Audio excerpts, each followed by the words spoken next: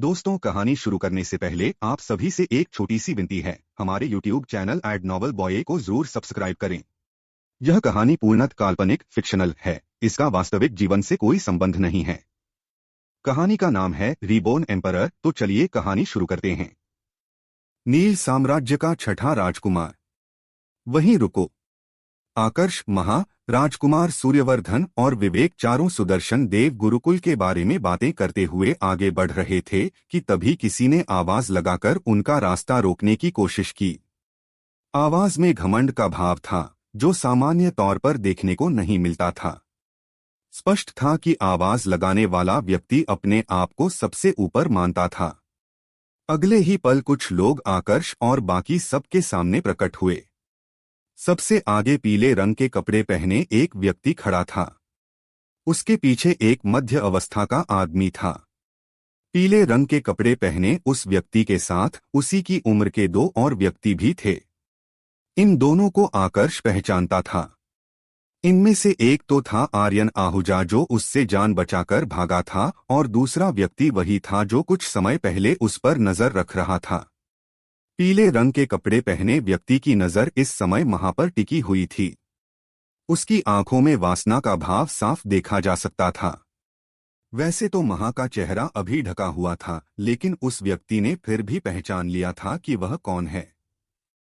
बधाई हो राजकुमार, यह वही महिला है जिसके बारे में मैंने आपको बताया था। आर्यन आहूजा ने पीले रंग के कपड़े पहने उस व्यक्ति से कहा। यह व्यक्ति कोई और नहीं बल्कि नील साम्राज्य का छठा राजकुमार था। इधर महा ने जब छठे राजकुमार की आंखें देखी तो गुस्से से उसकी आंखें भी लाल होने लगी। राजकुमार की आंखों में इस समय वही भाव था जो उसने बाकी लोगों की आंखों में तब देखा था जब वह अपनी मां के बनाए क्षेत्र में बंद थी। इधर आकर्ष ने भी आर्यन को पहचान लिया था। उसे यह समझने में देर नहीं लगी कि वह वहां पर वापस क्यों आया है। तुम तीनों अगर मरना नहीं चाहते तो इस महिला को यहीं छोड़ो और यहां से निकल जाओ। नील साम्राज्य के छठे राजकुमार ने आकर्ष, राजकुमार सूर्यवर्धन और विवेक की तरफ देखते हुए कहा। वो महा को देखने में ऐसे खो गया था कि उसने उन तीनों को ठीक से धमकी देने की भी कोशिश नहीं की। इधर राजकुमार सूर्यवर्धन ने जब नील साम्राज्य के छठे राजकुमार की बात सुनी तो उसके चेहरे पर भी गुस्से का भाव आ गया। उसने पहले आकर्ष व महा की तरफ देखा, जैसे जानने की कोशिश कर रहा हो कि उन दोनों की प्रतिक्रिया क्या है। आकर्ष और महा दोनों की आंखों में जब उसने कर्कशता देखी तो उसे समझ में आ गया कि उसे क्या करना है। विवेक, इनको बताओ कि यह किन से उलझ रहे हैं। राजकुमार सूर्यवर्धन ने अपने पीछे खड़े अंगरक्षक से कहा। जो आज्ञा राजकुमार, विवेक ने तुरंत जवाब दिया और उसी क्षण प्रहार करने के लिए आगे बढ़ा। उसने नील साम्राज्य के छठे राजकुमार के अंगरक्षक को अपना निशाना बनाया। विवेक को अपनी तरफ आते देख अंगरक्षक समझ चुका था कि विवेक उससे ज्यादा शक्तिशाली है, इसलिए उसने अपनी पूरी ताकत का इस्तेमाल किया, पर फिर भी कोई फायदा नहीं हुआ। विवेक ने बड़ी ही आसानी से उसकी गर्दन तोड़कर उसका काम तमाम कर दिया। स्थिति में अचानक से आए इस परिवर्तन को देखकर नील साम्राज्य के छठे राजकुमार की हवाइयां उड़ गई। उसके चेहरे पर जो घमंड का भाव था वह एक ही पल में गायब हो गया। कौन हो तुम? मैं नील साम्राज्य का छठा राजकुमार हूं। अगर मुझे कुछ किया तो नील साम्राज्य के छठे राजकुमार ने अपनी पहचान उजागर करते हुए आकर्ष और बाकी सबको डराने की कोशिश की। लेकिन इससे पहले कि वह अपनी बात पूरी कर पाता, राजकुमार सूर्यवर्धन ने बीच में ही उसकी बात काटते हुए कहा। नील साम्राज्य एक मध्य श्रेणी के साम्राज्य से होते हुए तुमने सोच कैसे लिया कि तुम मुझे धमकी दे सकते हो? तुम्हें लगता है तुम्हारी पहचान सुनकर मैं डर जाऊंगा? अगर ऐसा है तो फिर मैं भी अपनी पहचान बता देता हूं। कम से कम तुम्हें यह तो पता चले कि तुम्हें मारने वाला कौन है। मैं सूर्यवर्धन हूं, गरुड़ साम्राज्य का राजकुमार। सूर्यवर्धन की यह बात सुनते ही नील साम्राज्य के छठे राजकुमार के पैरों ने उसका साथ छोड़ दिया। वो तो महा के बारे में सुनकर ही इतना ज्यादा खो गया था कि एक बार के लिए भी उसने यह पता करने की कोशिश नहीं की कि उसके साथ खड़े बाकी 3 व्यक्ति कौन हैं। नील साम्राज्य गरुड़ साम्राज्य का पड़ोसी साम्राज्य था। गरुड़ साम्राज्य में महामंत्र मंडल के कई सारे योद्धा थे, जबकि पूरे नील साम्राज्य में महामंत्र मंडल का सिर्फ एक योद्धा था। अब इसी से अंदाजा लगाया जा सकता था कि दोनों की ताकत के बीच का अंतर कितना बड़ा था। आकर्ष भाई, इन तीनों का क्या किया जाए? राजकुमार सूर्यवर्धन ने आकर्ष की तरफ देखा और उससे सलाह मांगी। खत्म कर दो, आकर्ष ने साफ और स्पष्ट जवाब दिया। ऐसा नहीं था कि वह पूरी तरह से निर्दयी बन चुका था। बात सिर्फ इतनी सी थी कि अगर वो उन्हें जिंदा छोड़ देता तो आगे भविष्य में वह उसके लिए मुसीबत पैदा कर सकते थे। इसका सबसे अच्छा उदाहरण तो आर्यन आहूजा था। जैसे ही सूर्यवर्धन ने आकर्ष की बात सुनी, उसने तुरंत विवेक को उन तीनों को खत्म करने का आदेश दिया। रुक जाओ सूर्यवर्धन।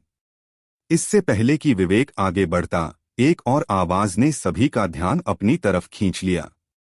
वुश!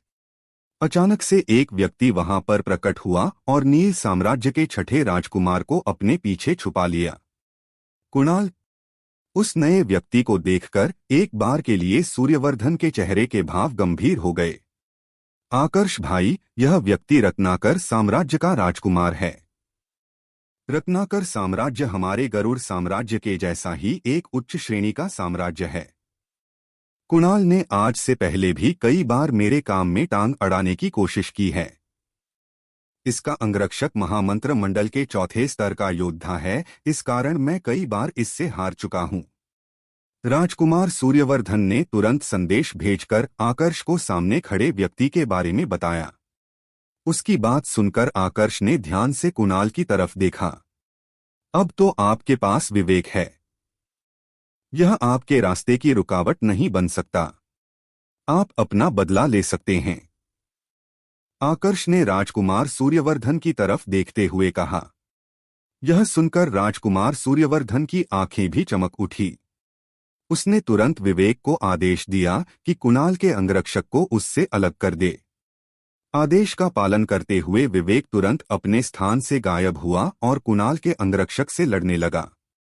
दोनों महामंत्र मंडल के चौथे स्तर के योद्धा थे, तो दोनों ने अपनी ऊर्जा का इस्तेमाल करके आसपास के क्षेत्र में एक छोटे से घेरे का निर्माण कर दिया ताकि आसपास के बाकी लोगों को उनकी ऊर्जा के कारण चोट न लगे।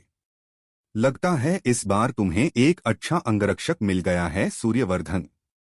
कुणाल ने राजकुमार सूर्यवर्धन की तरफ देखा और हल्का हंसते हुए कहा।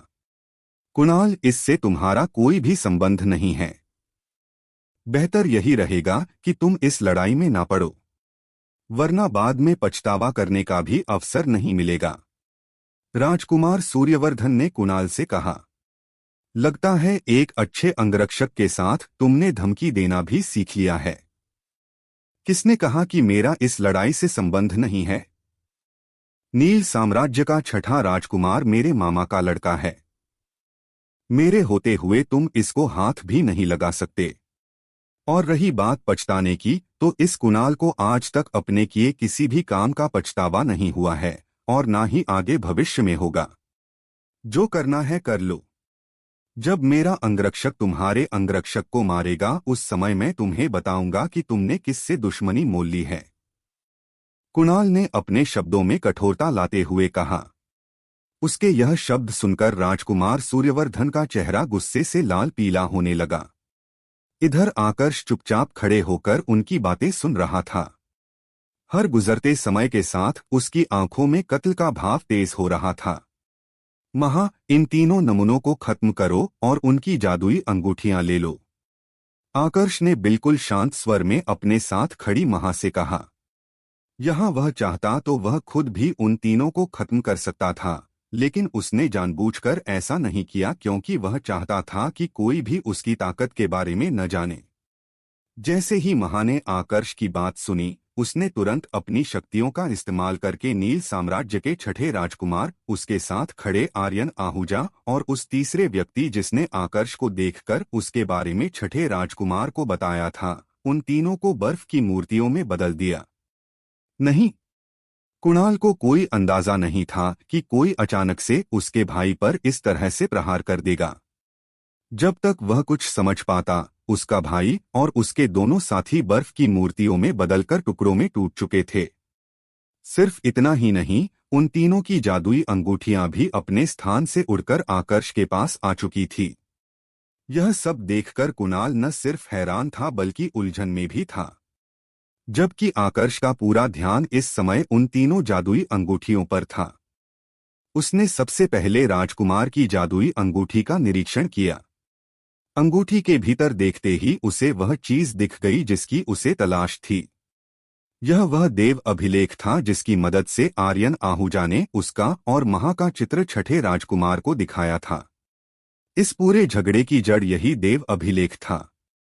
चलो महा। देव अभिलेख हासिल करने के बाद आकर्ष ने महा से कहा और वहां से जाने लगा। यह देखकर कुणाल गुस्से से आग बबूला हो उठा। लेकिन इससे पहले कि वह कुछ करता, उसका अंगरक्षक जख्मी अवस्था में उसके सामने प्रकट हुआ और खून की उल्टी करने लगा। यह देखकर कुणाल का सारा आत्मविश्वास गायब हो गया। उसका अंगरक्षक ही कमजोर पड़ चुका था तो वह क्या कर सकता था। उसने राजकुमार सूर्यवर्धन की तरफ देखा जो बड़ी ही विनम्रता रखते हुए आकर्ष के साथ वहां से जा रहा था।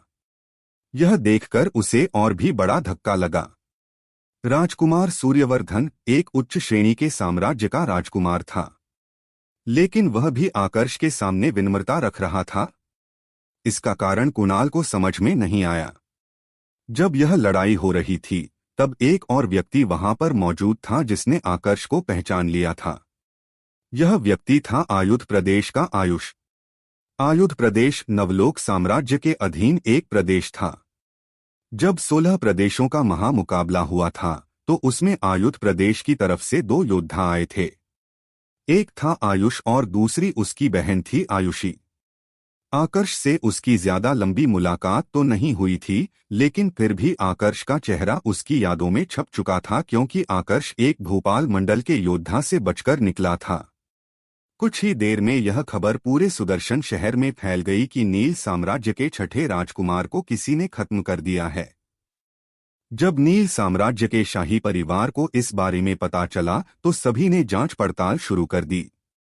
वैसे तो नील साम्राज्य के राजा के कई बेटे थे, लेकिन उनमें सबसे खास था छठा राजकुमार। यह इकलौता राजकुमार था जिसको सिंहासन नहीं चाहिए था। इस कारण से बाकी सभी राजकुमारों के साथ भी उसकी अच्छी खासी बनती थी। यह राजकुमार सब प्रकार से अच्छा था, बस उसमें एक कमी थी कि वह वासना से भरा हुआ था।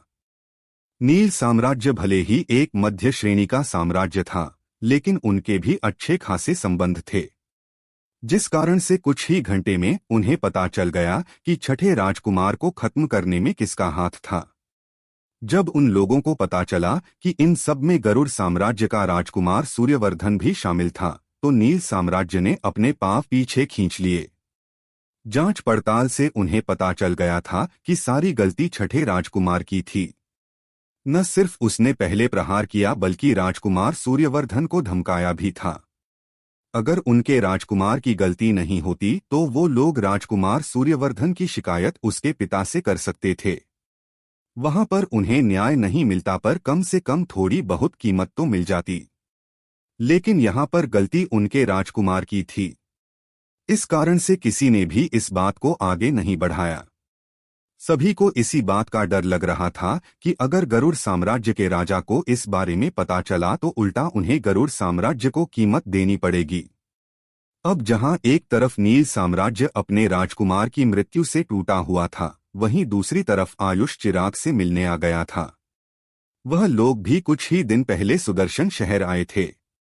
वैसे तो आयुष और चिराग एक दूसरे को ज्यादा अच्छे तरीके से नहीं जानते थे, लेकिन क्योंकि यहाँ पर वह एक साथ आए थे तो उनमें थोड़ी बहुत बातचीत हुई थी, इस कारण उन्हें एक दूसरे के बारे में थोड़ा बहुत पता था।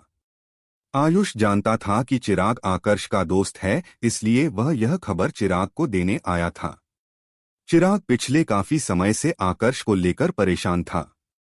यहाँ तक कि जब आकर्ष भूपाल मंडल की योद्धा से बचकर निकाल गया था, उस समय भी चिराग ने हार नहीं मानी थी और आकर्ष को ढूंढने की हर संभव कोशिश की थी।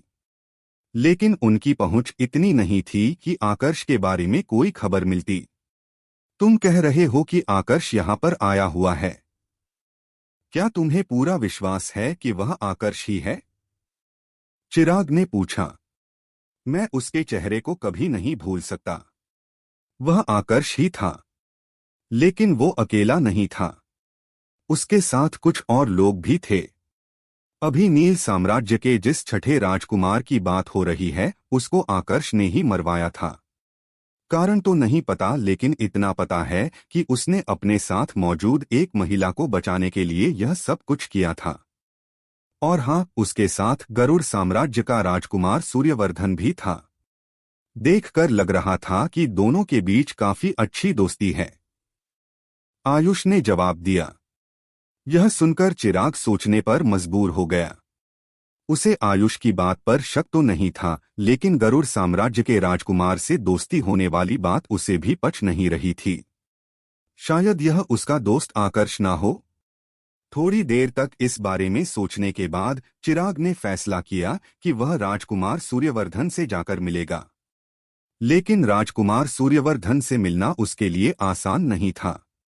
सूर्यवर्धन राजकुमार था और उससे मिलने के लिए सामने वाले व्यक्ति का राजकुमार होना जरूरी था, जबकि चिराग कोई राजकुमार नहीं था। हाँ, शाही परिवार से उसका सीधा संबंध जरूर था, लेकिन उसे राजकुमार की उपाधि नहीं मिली थी। इसलिए चिराग ने दूसरा रास्ता चुना। उसने राजकुमार सूर्यवर्धन के पास संदेश भिजवाया कि वह आकर्ष का दोस्त है। जब सूर्यवर्धन को यह संदेश प्राप्त हुआ तो उसे भी अजीब लगा, लेकिन वह कोई जोखिम नहीं उठाना चाहता था, तो उसने चिराग को मिलने के लिए बुलवाया। तुम कह रहे हो कि तुम आकर्ष भाई के दोस्त हो, पर मैंने उनसे कभी भी तुम्हारे बारे में नहीं सुना। क्या तुम्हारे पास कुछ ऐसा है जो तुम्हारी बात को सिद्ध कर सके? राजकुमार सूर्यवर्धन ने चिराग से पूछा। मेरे पास अपनी बात को साबित करने के लिए कुछ भी नहीं है, लेकिन मैं जिस आकर्ष की बात कर रहा हूं उसका चित्र मेरे पास है। आप इसे देखकर फैसला कर लीजिए। अगर मैं जिस आकर्ष की बात कर रहा हूं और आप जिस आकर्ष की बात कर रहे हैं दोनों एक ही हुए तो सिद्ध हो जाएगा कि मैं उसका दोस्त हूं। लेकिन दोनों अलग अलग हुए तो मैं यहां से चला जाऊंगा। जांच पड़ताल करने में तो आपका कोई भी नुकसान नहीं होने वाला। क्या कहते हैं? चिराग ने जवाब दिया। ठीक है। तुम्हारे पास तुम्हारे दोस्त का जो चित्र है वह मुझे दिखाओ। थोड़ा सोचने के बाद राजकुमार सूर्यवर्धन ने कहा। चिराग ने जल्दी से अपनी जादुई अंगूठी में से एक चित्र निकाला और राजकुमार सूर्यवर्धन को दिखाया। यह आकर्ष का ही चित्र था।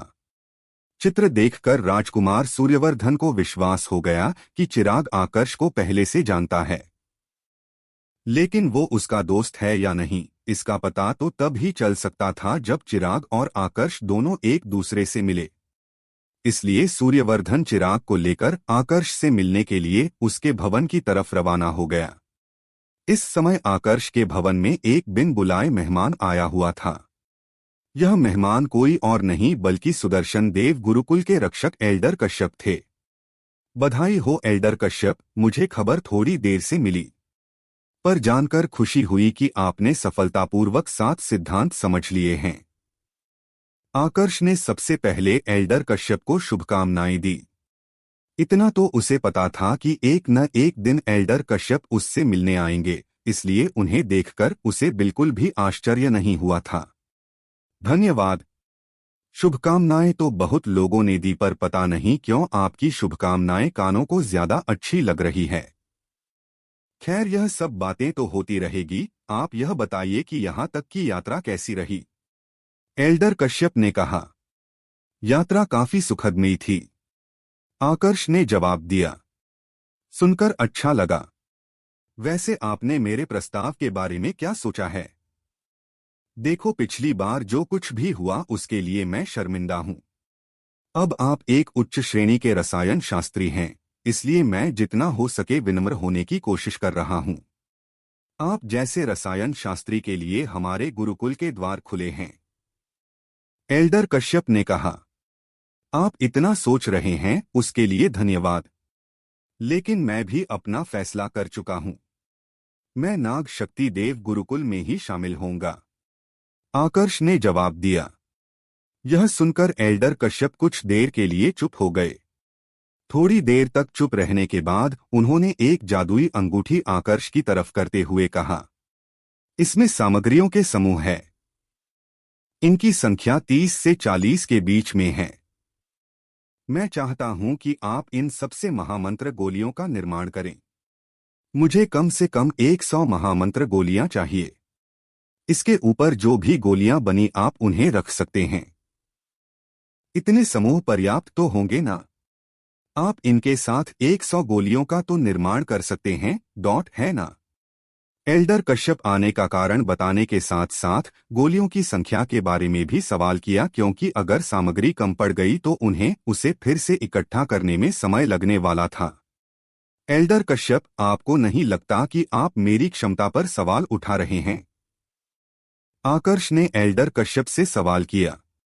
माफ करें, लेकिन अभी तक मुझे यह नहीं पता कि गोलियां बनाने में आपकी सफलता दर कितनी है। जब हम पहली बार मिले थे उस समय आपने सिर्फ 3 गोलियों का निर्माण किया था, इसलिए मुझे लगा कि 30 से 40 समूह पर्याप्त होंगे। एल्डर कश्यप ने जवाब दिया। तो यह बात है। ठीक है। सच कहूं तो इस जादुई अंगूठी में मौजूद 38 समूहों के साथ ज्यादा नहीं, पर कम से कम 120 महामंत्र गोलियों का निर्माण कर सकता हूं। आप इन गोलियों को 10 दिन बाद लेने आ सकते हैं, आकर्ष ने कहा। क्या? 120 महामंत्र गोलियां? क्या आप सच कह रहे हैं? एल्डर कश्यप ने आश्चर्य से भरे स्वर में पूछा। आपको लगता है कि मुझे झूठ बोलने की कोई आवश्यकता होगी? देखिए, एक बार आपने मेरी क्षमता पर सवाल उठाया तो कुछ नहीं है, लेकिन बार बार सवाल उठाना सही नहीं है। मैंने कहा है कि मैं 120 गोलियों का निर्माण कर लूंगा तो निश्चित रूप से ऐसा कर लूंगा। आप 10 दिन बाद गोलियां लेने के लिए आ सकते हैं। कम ज्यादा हुआ तो पूरी जिम्मेदारी मेरी होगी, आकर्ष ने जवाब दिया। माफ करना, मेरा इरादा आपकी क्षमता पर सवाल उठाने का नहीं था। मुझे आप पर विश्वास है। आप अगर 100 गोलियों का निर्माण कर लेते हैं तो भी हमारे लिए बहुत बड़ी बात होगी। अब से मैं आपको आपका नाम लेकर ही संबोधित करूंगा। आप भी मुझे मेरा नाम लेकर संबोधित कर सकते हैं। आखिरकार पद के मामले में अब आप मुझसे छोटे नहीं हैं। एल्डर कश्यप ने खुश होते हुए कहा। इस पर आकर्ष ने कोई सवाल नहीं उठाया, चुपचाप उनकी बात मान ली। आकर्ष भाई। ठीक इसी समय पर राजकुमार सूर्यवर्धन की आवाज आकर्ष और एल्डर कश्यप दोनों को सुनाई पड़ी। चलिए फिर मैं चलता हूं, एल्डर कश्यप ने आकर्ष से कहा और उसी क्षण वहां से गायब हो गए। उनके वहां से जाने के बाद आकर्ष ने आवाज लगाकर राजकुमार सूर्यवर्धन को भीतर आने को कहा। जब उसने द्वार की तरफ देखा तो पाया कि वहां पर सूर्यवर्धन अकेला नहीं था, बल्कि उसके साथ चिराग भी था। चिराग, तुम यहां पर? आकर्ष ने उत्साहित स्वर में पूछा। राजकुमार सूर्यवर्धन पहली बार आकर्ष के चेहरे पर ऐसा भाव देख रहा था। उसे उम्मीद नहीं थी कि चिराग और आकर्ष एक दूसरे को इतने अच्छे से जानते होंगे। कहीं ना कहीं अब उसे चिराग से जलन होने लगी थी, क्योंकि वह चाहता था कि आकर्ष भी उसका इतना अच्छा दोस्त बने। सूर्यवर्धन जानता था कि आकर्ष से सीधी दोस्ती करना इतना आसान नहीं होगा, तो उसने फैसला किया कि वह चिराग से दोस्ती करेगा ताकि उसके जरिए आकर्ष से अपनी दोस्ती बढ़ा सके। मैं यहाँ पर मेरे परिवार के साथ आया था, पर सोचा नहीं था कि तुम मुझे यहाँ पर मिल जाओगे। हमारे साम्राज्य की तरफ से भी कुछ योद्धा इस महामुकाबले में भाग ले रहे हैं। लेकिन तुम यहाँ पर कैसे? चिराग ने पहले आकर्ष के सवाल का जवाब दिया और फिर उसके वहां पर आने का कारण पूछा। यहाँ पर आकर्ष ने विस्तार से तो नहीं बताया, लेकिन थोड़ी बहुत जानकारी चिराग को दे दी कि वह यहाँ पर कैसे पहुंचा था। वैसे मैं यहाँ पर तुमसे एक और विषय पर बात करने आया था, चिराग ने कहा और फिर अपनी जादुई अंगूठी में से एक चित्र निकालकर आकर्ष को दिखाया। जब आकर्ष ने उस चित्र को देखा तो वह चौंक पड़ा। असल में यह महा का चित्र था जिसमें उसका चेहरा स्पष्ट रूप से नजर आ रहा था। यह तुम्हारे पास कैसे आया? आकर्ष ने चिराग से पूछा। नील साम्राज्य के जिस छठे राजकुमार को तुमने खत्म करवाया था, उसी ने आसपास के सभी साम्राज्यों में यह चित्र भिजवाए थे। हमारे पास भी उसी के जरिए यह चित्र पहुंचा, चिराग ने जवाब दिया।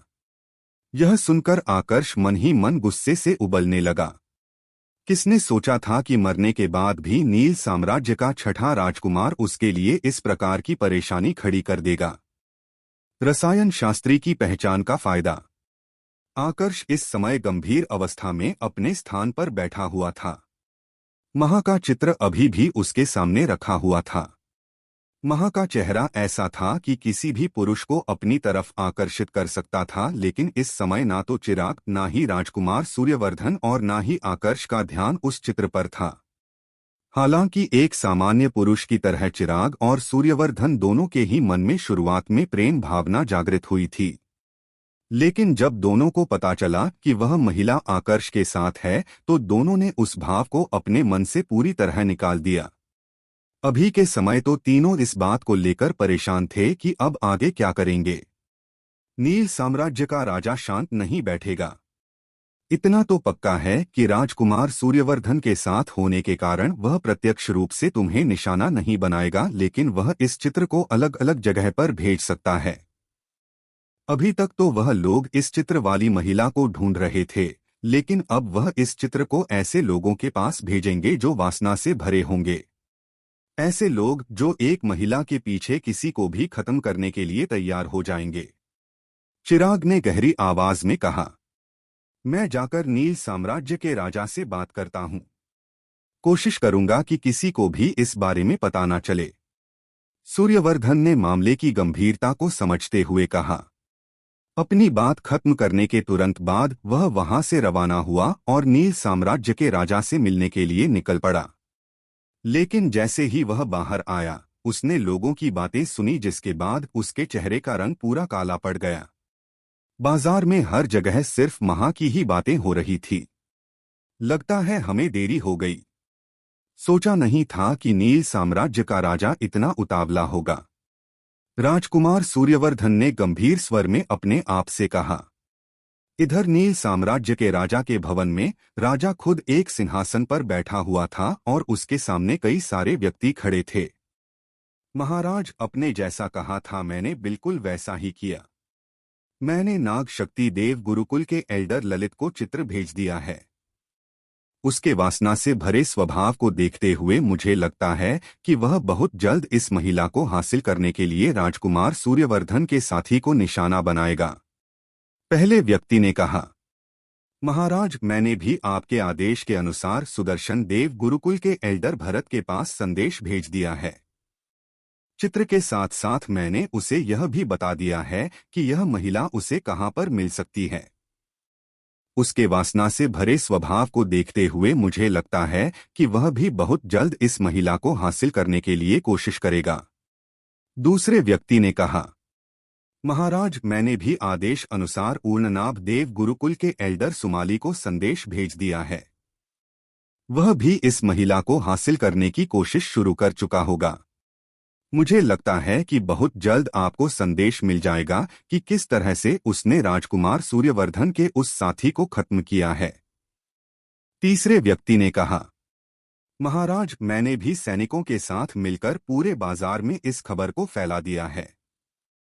पूरे बाजार में इस समय इसी बारे में बातें हो रही है। भले ही राजकुमार सूर्यवर्धन एक उच्च श्रेणी के साम्राज्य का राजकुमार है, लेकिन लोगों के वासना से भरे स्वभाव को देखते हुए मुझे लगता है कि बहुत जल्द वह उसके भवन में घुसकर उस व्यक्ति को निशाना बनाएंगे।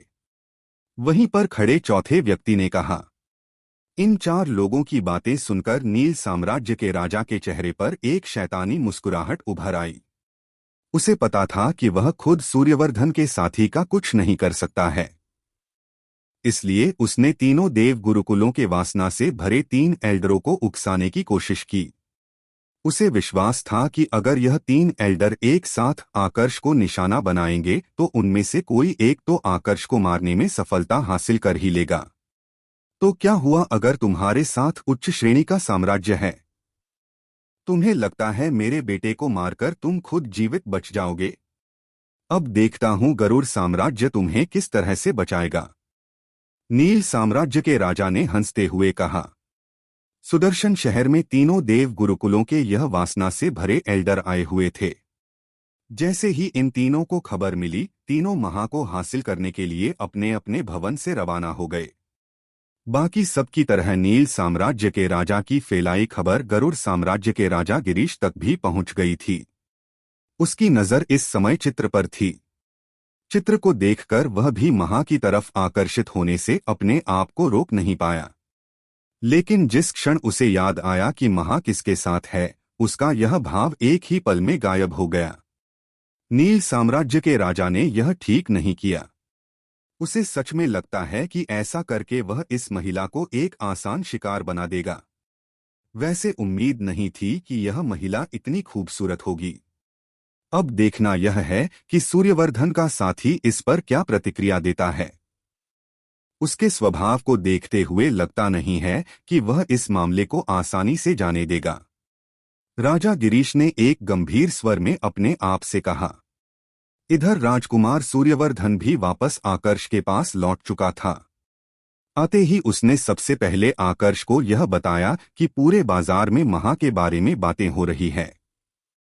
जितना सोचा था, नील साम्राज्य का राजा उससे कहीं ज्यादा तेज निकला। उसने कुछ करने का भी अवसर नहीं दिया।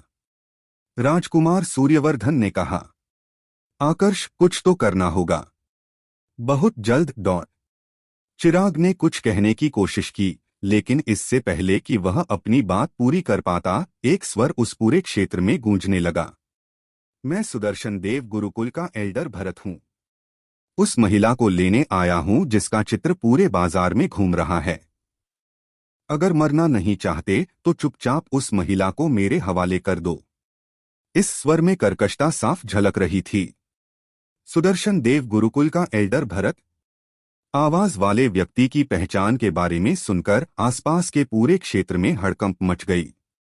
जितने भी भवन वहां पर मौजूद थे, प्रत्येक भवन से कोई ना कोई योद्धा बाहर आने लगा और ऊपर आसमान की तरफ देखने लगा। सुदर्शन देव गुरुकुल का एल्डर भरत कोई सामान्य योद्धा नहीं है। तीनों देव गुरुकुल के जितने भी एल्डर हैं, उनमें से प्रत्येक भूपाल मंडल का योद्धा है। राजकुमार सूर्यवर्धन ने गंभीर स्वर में आकर्ष से कहा। जब वो इस बारे में बता रहा था, उस दौरान गरुड़ साम्राज्य के जितने योद्धा थे, वह भी एक एक करके सामने आने लगे। इनमें सबसे आगे गरुड़ साम्राज्य का राजा गिरीश था। सभी के सामने आने के बाद उसने सबसे पहले एल्डर भरत को प्रणाम किया। चाहे पद हो या फिर ताकत, दोनों में ही एल्डर भरत राजा गिरीश से आगे था। इसलिए बिना किसी शर्म के उसने प्रणाम किया। क्या तुम गरुड़ साम्राज्य के राजा हो? प्रणाम के जवाब में एल्डर भरत ने वापस गरुड़ साम्राज्य के राजा से सवाल किया। जी वरिष्ठ, राजा गिरीश ने जवाब दिया। मैं यहां पर उस महिला को लेने आया हूं। कहां पर है वो? एल्डर भरत ने पूछा। वरिष्ठ, बात यह है कि राजा गिरीश ने यहां पर एल्डर भरत को यह बताने की कोशिश की कि वह महिला किसके साथ है।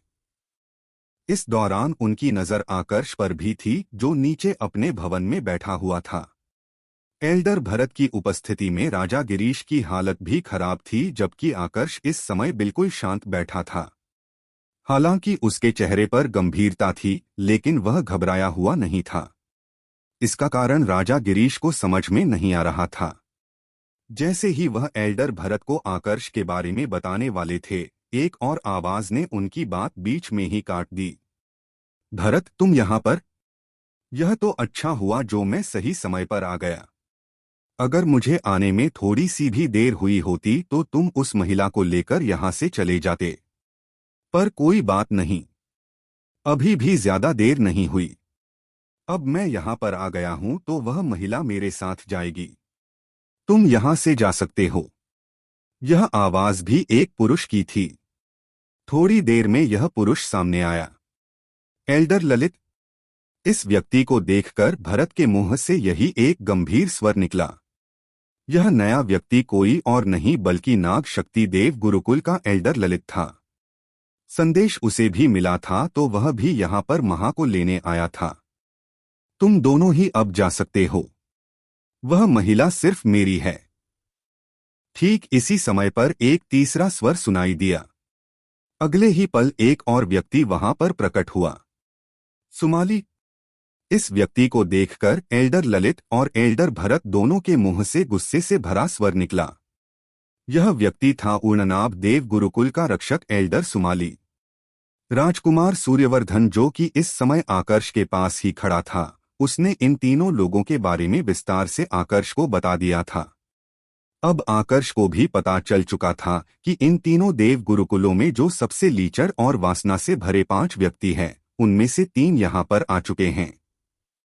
बाकी 2 यहाँ पर मौजूद नहीं थे, जिसका मतलब था कि वह इस समय शहर में नहीं थे, वरना पक्का वह भी इनके साथ यहाँ पर आते।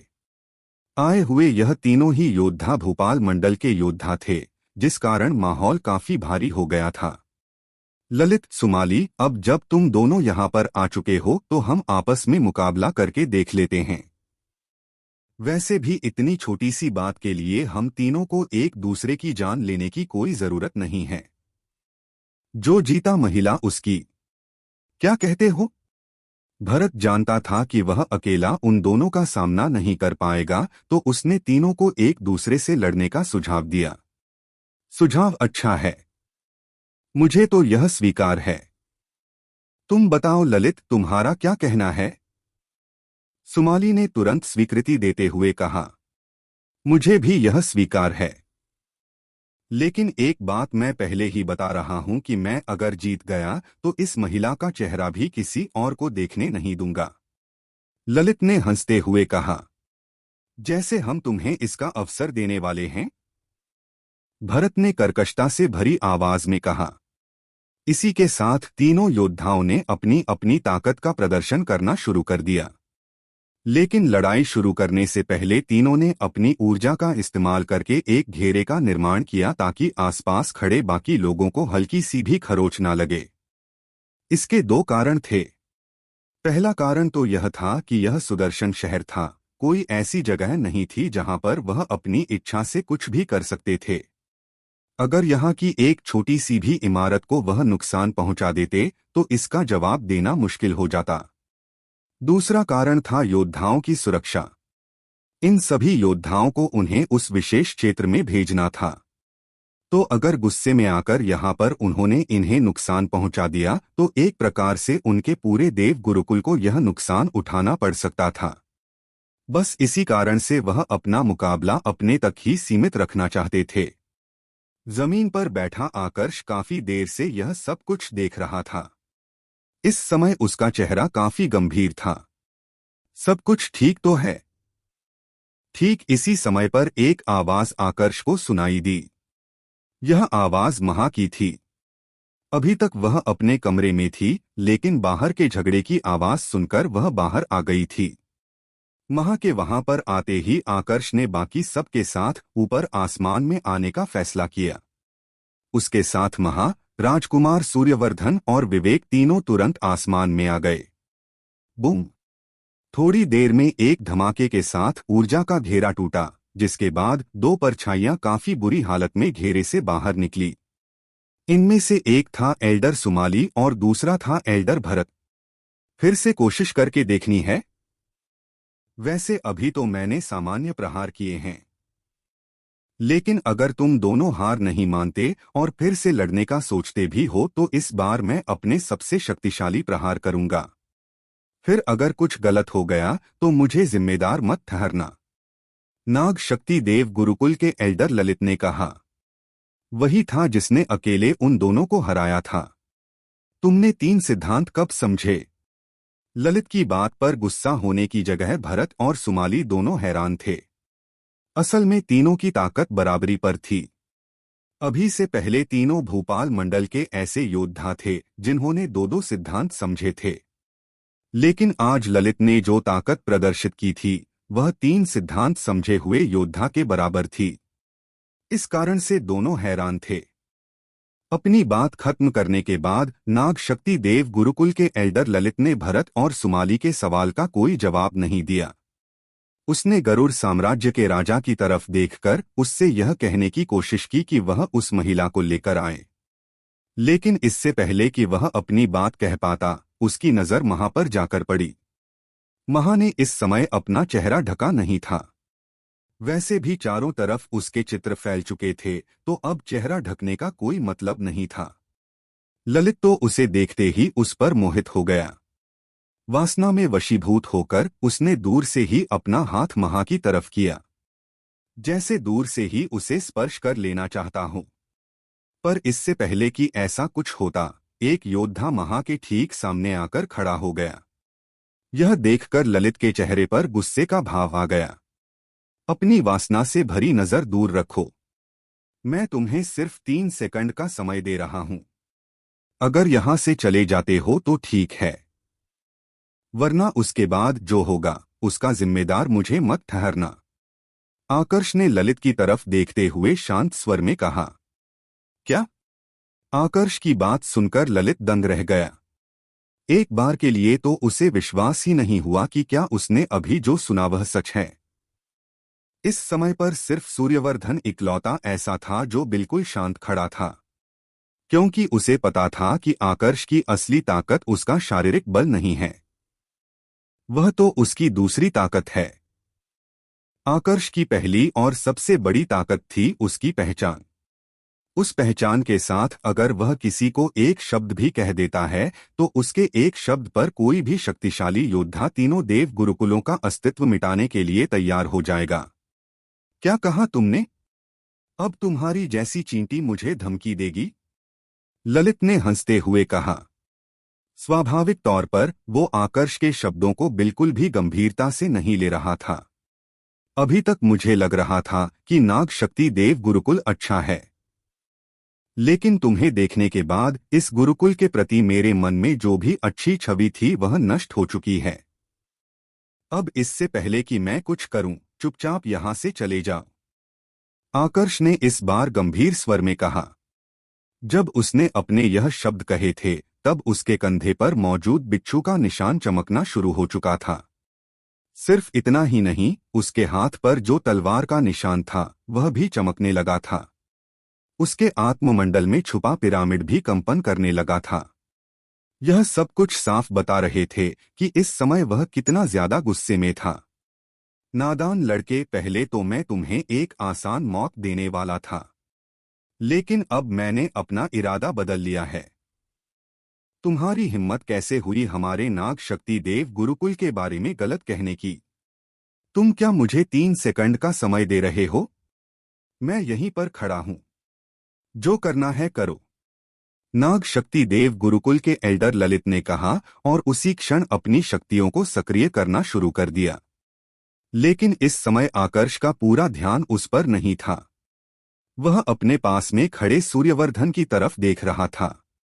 माफ करना राजकुमार, मैं अपना पहला वादा पूरा नहीं कर पाऊंगा। नाग शक्ति देव गुरुकुल ने मुझे निराश किया, इसलिए मैं इसमें शामिल नहीं होने वाला। पर आप चिंता ना करें, आपसे मैंने जो दूसरा वादा किया था उसे मैं जरूर पूरा करूंगा। आकर्ष ने सूर्यवर्धन से कहा। इस समय पर सिर्फ सूर्यवर्धन और आकर्ष ही जानते थे कि किस बारे में बात हो रही थी। उसके कहने का मतलब यह था कि वह भले ही नाग शक्ति देव गुरुकुल में शामिल न हो, लेकिन सूर्यवर्धन को गरुड़ साम्राज्य का सिंहासन हासिल करने में पूरी मदद करेगा। सूर्यवर्धन को अपनी बात कहने के बाद आकर्ष ने वापस नाग शक्ति देव गुरुकुल के एल्डर ललित की तरफ देखा, पर इस बार उसकी आंखें पहले की तरह शांत नहीं थी, बल्कि उनमें कत्ल का भाव झलक रहा था। अपने प्रति आकर्ष की आंखों में कत्ल का भाव देखकर ललित का गुस्सा और ज्यादा बढ़ गया। उसने आगे बढ़कर आकर्ष पर प्रहार करने की चेष्टा की। इस समय पर गरुड़ साम्राज्य के सभी योद्धाओं की नजर आकर्ष पर केंद्रित थे। उन्हें पता था कि आकर्ष इस समय पर कुछ तो ऐसा करेगा जिससे अपने आप को बचा सके। ललित को अपनी तरफ आते देख आकर्ष ने अपना हाथ आगे किया और अपनी देव ज्वाला को प्रकट कर लिया। भड़कती हुई देव ज्वाला जैसे ही सभी के सामने प्रदर्शित हुई, सभी के चेहरे के भाव एक एक करके बदलने लगे। ललित जो कि आकर्ष को मारना चाहता था, उसके चेहरे का रंग भी पीला पड़ गया। उसकी आंखों में डर का भाव साफ दिखाई दे रहा था। एक भूपाल मंडल का योद्धा होने के कारण उसके लिए यह समझना ज्यादा आसान था कि आकर्ष के हाथ में जो ज्वाला है उसकी श्रेणी क्या है। वह उच्च श्रेणी की ज्वाला थी, जिसको अगर आकर्ष नष्ट करने का सोच ले तो वहां पर मौजूद भूपाल मंडल का सबसे शक्तिशाली योद्धा भी पलक झपकते ही खत्म हो सकता था। ललित तो सिर्फ 3 सिद्धांत समझ पाया था। वह तो 1000 मीटर दूर जाने के बाद भी नहीं बच सकता था। तुम उच्च श्रेणी के रसायन शास्त्री हो? ललित के साथ साथ भरत और सुमाली ने भी चौंकते हुए पूछा। इस समय पर तीनों को जवाब की भी जरूरत नहीं थी, क्योंकि जवाब उन्हें पहले से पता था। माफ करना, यह बस एक गलतफहमी थी, ललित ने डरते हुए कहा। गलतफहमी? अभी एक पल पहले तुम मुझे कुछ कह रहे थे, कुछ मारने की बात कर रहे थे। अब क्या हुआ? ज्वाला देखकर हिम्मत नहीं हो रही? आकर्ष ने कर्कश आवाज में कहा। ललित अब की बार कोई जवाब नहीं दे पाया। वो जानता था कि अगर उसने मुंह खोला तो उसी क्षण एक धमाका होगा जो पलक झपकते ही उसका अस्तित्व मिटा सकता था। आकर्ष भाई। जब चारों तरफ बिल्कुल सन्नाटा छाया हुआ था, तब एक स्वर सुनाई दिया। इस स्वर पर बाकी योद्धाओं ने तो कोई खास प्रतिक्रिया नहीं दी, क्योंकि अधिकतर को तो इस स्वर की पहचान ही नहीं हो पाई थी। लेकिन सुदर्शन देव गुरुकुल के एल्डर भरत का चेहरा आश्चर्य और उलझन से भर चुका था। किसी और को भले ही उस आवाज से व्यक्ति की पहचान नहीं हुई थी, लेकिन एल्डर भरत को सुनते ही पता चल गया था कि यह आवाज किसकी है। यह आवाज तो रक्षक एल्डर कश्यप की है। लेकिन इस समय वह यहाँ पर क्यों आए हैं? एल्डर भरत ने डरते हुए मन ही मन में अपने आप से पूछा। वुश! एल्डर भरत इस बारे में सोचकर परेशान हो रहा था कि तभी एक परछाई सभी के सामने प्रकट हुई। यह परछाई एक बुजुर्ग अवस्था के आदमी की थी। प्रणाम रक्षक एल्डर कश्यप। भरत ने तुरंत अपने स्थान से आगे बढ़कर उस व्यक्ति को प्रणाम किया। रक्षक एल्डर कश्यप, इस एक स्वर ने सभी को चौंकने पर मजबूर कर दिया था। इससे पहले तो सुमाली और ललित मामले को इतनी गंभीरता से नहीं ले रहे थे, लेकिन जैसे ही उन्होंने भरत का स्वर सुना, उन्हें समझ में आ गया कि उन लोगों से कितनी बड़ी गलती हो गई है। एल्डर कश्यप, आप यहाँ पर काफी समय पहले ही आ गए थे, है ना? कश्यप को देखकर आकर्ष ने अपनी देव ज्वाला को गायब किया और शांत स्वर में पूछा। देर से आने के लिए माफी चाहता हूँ आकर्ष भाई। मैं यहाँ पर थोड़ी देर पहले ही आया, लेकिन सामने नहीं आया क्योंकि मुझे लगा कि आप स्थिति संभाल लेंगे। मुझे उम्मीद नहीं थी कि आप इतनी सी बात के लिए देव ऊर्जा को विस्फोट करने का सोच रहे हैं। एल्डर कश्यप ने कहा। देव ऊर्जा को विस्फोट करने का मेरा कोई इरादा नहीं है। मैंने भी यह इसलिए किया था कि आपको सामने ला सकूं, आकर्ष ने जवाब दिया। इसके बाद वह फिर से ललित की तरफ देखने लगा। अब की बार ललित ने जब आकर्ष की नजर अपने ऊपर महसूस की तो उसे ऐसा लगा कि जैसे कोई शिकार अपने शिकारी की तरफ देख रहा है। वह मन ही मन यही सोच रहा था कि अगर उसे पहले पता होता कि आकर्ष की पहचान ऐसी है तो वह कभी सपने में भी आकर्ष से दुश्मनी लेने का नहीं सोचता। एल्डर कश्यप, आपने इससे पहले मुझे प्रस्ताव दिया था कि मैं आपके गुरुकुल में शामिल हो जाऊं, लेकिन मैंने यह कहकर आपका प्रस्ताव को ठुकरा दिया कि मैं नाग शक्ति देव गुरुकुल में शामिल होना चाहता हूं। आकर्ष ने एल्डर कश्यप से कहा। मुझे इस बारे में पता है। क्या आप फिर से मेरे प्रस्ताव के बारे में सोच रहे हैं? एल्डर कश्यप ने उत्साहित होते हुए पूछा। कुछ ऐसा ही समझ लीजिए, पर मुझे यह जानना है कि अगर मैं आपके गुरुकुल में शामिल होता हूं तो बदले में आपका गुरुकुल मुझे क्या दे सकता है? आकर्ष ने पूछा। आप जो कहेंगे गुरुकुल आपको वह सब कुछ देगा। बल्कि मैं खुद आपको इस बात का आश्वासन देता हूं कि आपको गुरुकुल के सबसे बड़े रसायन शास्त्री का दर्जा दिया जाएगा और बाकी सारे उच्च श्रेणी के रसायन शास्त्री आपके नीचे रहकर काम करेंगे। एल्डर कश्यप ने जवाब दिया। इतना सुनते ही चारों तरफ सन्नाटा छा गया। अभी तक ललित को लग रहा था कि आकर्ष बस एक उच्च श्रेणी का रसायन शास्त्री है, लेकिन अब जाकर उसे समझ में आया था कि वह सिर्फ उच्च श्रेणी का रसायन शास्त्री नहीं है, बल्कि उसमें कुछ विशेष भी है, क्योंकि अगर ऐसा नहीं होता तो खुद सुदर्शन देव गुरुकुल के रक्षक एल्डर उसे ऐसा प्रस्ताव नहीं देते। ललित को डर इस बात का भी लग रहा था कि आकर्ष उनके गुरुकुल में शामिल नहीं होगा, और अगर इस बारे में उनके गुरुकुल प्रमुख को पता चला तब तो उसकी खैर नहीं थी।